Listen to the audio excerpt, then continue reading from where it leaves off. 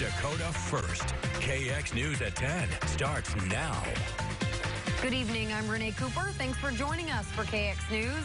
Leading the news tonight, members of a local commission are set to vote on whether their county will stop accepting refugees. If they vote to bar refugees tomorrow evening, Burleigh County could become the first local government in the U.S. to do so, ever since President Donald Trump issued an executive order making it possible.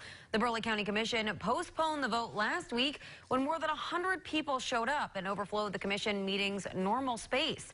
The Monday night's meeting will be held in the Horizon Middle School cafeteria to accommodate public interest, an interest that Chairman Brian Bittner said is the most intense he's seen in more than a decade on the commission. Though he declined to predict which way the commission would go, Bittner said he would vote against accepting additional refugees. North Dakota Governor Doug Burgum said last month that the state would continue accepting refugees where local jurisdictions agreed.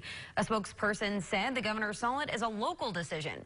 Soon after, Cass and Grand Forks counties declared they would continue taking refugees. Fargo Mayor Tim Mahoney said refugees were needed to boost the city's economy and that 90% were fully employed within 3 months of resettling the city. Shirley Dyke-Shorn, a vice president for Lutheran Social Services, which handles all of North Dakota's refugee settlement cases, said her agency used to handle about 400 cases per year, but that number dropped to 124 in fiscal year 2019, which ended in September. The program has been in existence in North Dakota since 1948. LSS settled 24 refugees in Bismarck in fiscal year 2019 after settling 22 in fiscal year 2018.